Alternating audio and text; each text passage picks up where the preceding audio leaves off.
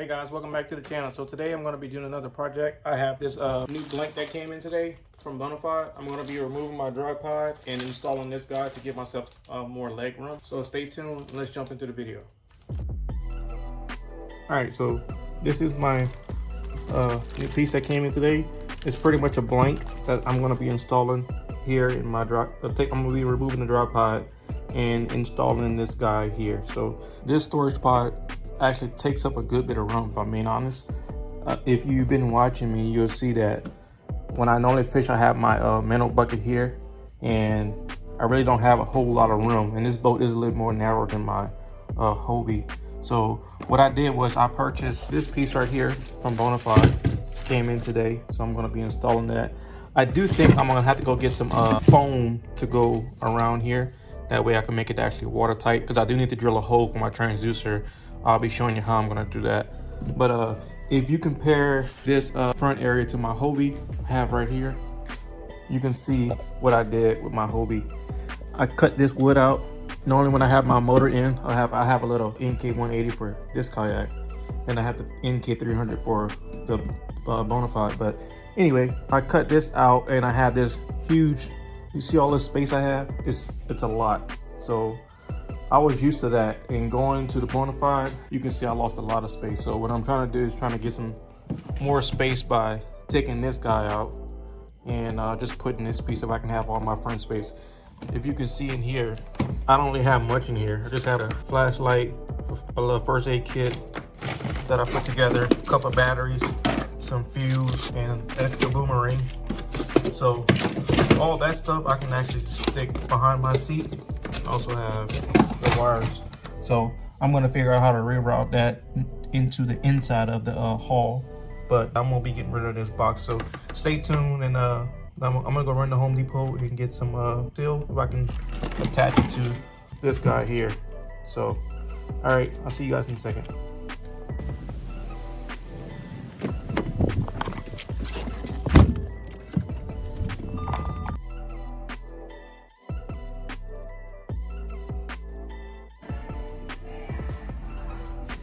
All right, so the last time I got this guy here, only 30 bucks. So yeah, so this is what we're gonna use, just a foam windowsill. So let's go. All right guys, so I'm back from Home Depot. We got our foam we're gonna be using, and what I'm gonna do is I'm gonna actually put this foam, let me show you what I'm gonna do. Here's the plan. Let's see.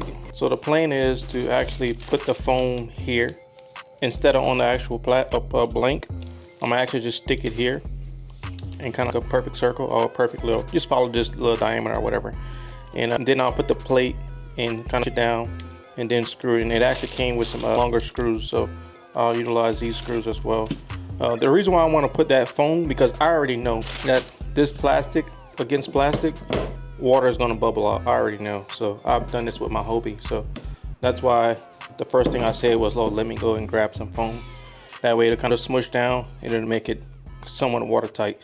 But like I said, I still need to drill a hole right here for my transducer, because I'm gonna mount the transducer on the bottom of here. I have to figure out how I'm gonna do that. I need to take some measurements to see how deep I need to be, because I need to take into account it was sitting perfect when I had this dry pod. So I need to get something that's gonna be this height right here. So I think I got some HDPE that I can use. If not, worst case scenario, I'll just 3D print me a block and stick it under here. So all right, so let me figure this out, and I'll start the video back. All right, I found what I'm going to use. I got some HDPE, or however you said. I'll insert it. I can't remember the name of it, but this is 1 inch and I need 2 inches, so I'm just splice this in half, then I'll just stack them on top of each other. So let me get this cut. There we go. Wow, I didn't even measure it, and look at that. Was it perfect? It's perfect. I didn't even measure it, just cut it down the middle. Damn, I'm good. Let me stop. All right, so like I said, I think I needed 2 inches and a quarter. So let me see if I were to, let's see, this is inches. This guy's sitting right at 2.1, and these two guys together are, let's see, well, 1.975. So that's close enough for me. And the only thing that you really need to be worried about, well, that I would technically be worried about, is my side scanning. But if I'm being 100% honest, I don't even use my side scan. I can't tell you the last time I even use it, because I really just use my live scope or just a regular sonar. I never use side imaging, so I don't really even care about it, but this should be good enough. So what I'm gonna do is I'm gonna mount this on here like this on the bottom, and then I'll mount the transducer to this piece. So what I'll do is I'll just take one screw, put it in the middle to tag them together, and then from the opposite side I'll just put 2 screws that'll hold this together, and then I can just mount the transducer to this guy. So let me get all that situated. All right, so I think I got my placement where I want this. I put some blue tape, some painter's tape on here, just trying to line it up so I know that I need to be in this vicinity here. And I measured this already. This actually drops in here perfect, so that should be good. So I'm going to start by just getting in the center of this guy here, and then what I decided to do is I'll just put these 2 this is some decking screws. I'll just pop it from the other side directly into this guy. I'm gonna try to countersink them too, that way I don't have no, because these things have a little chamfered. So I'm gonna try to countersink it, that way it's actually flat. So let me start doing that. It's a side angle. There you go. So take off this blue tape.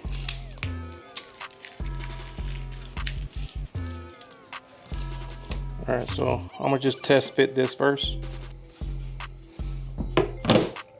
Perfect.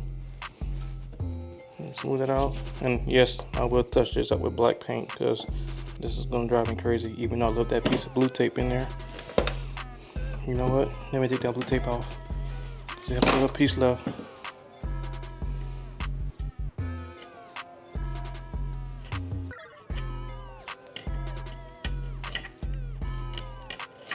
All right, that's better. All right, that's better. All right, so now is to mount the transducer. So let's get to the transducer. All right, guys, so I got this transducer mounted on here. Looks good, so should work out pretty good. So if I drop it in here, should go right in there. So now the next thing I need to do is pop this guy out and put my phone. I already show you. So I already clean this part, and I also kind of I put a little sandpaper as well, kind of sanded it off a little bit, just kind of roughing it up so this foam right here can actually take pretty good. So let's apply that. My transducer mount, not the mount, this plate on here for a little bit, just to give it a little seal, press down on it. And once I put those screws, it's gonna be tight.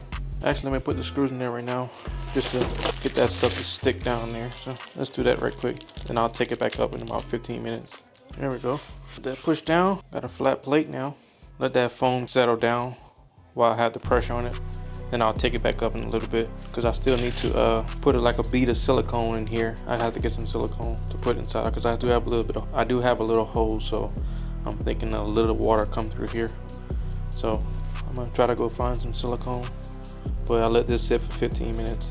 All right, guys, so I got all of my wires ran through. What I did was, you can see with this one, I looped it through. I went through from here to here, and I came back out right here.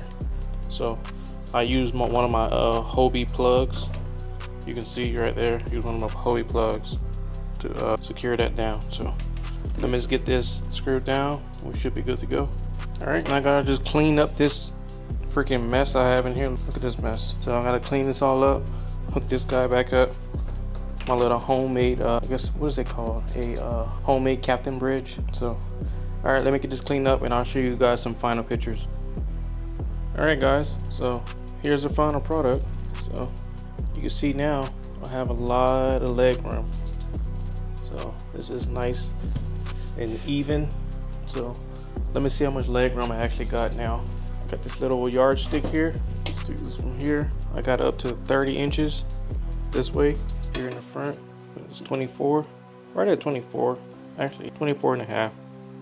So now I got a lot of leg room, so it should be good now. All right, guys,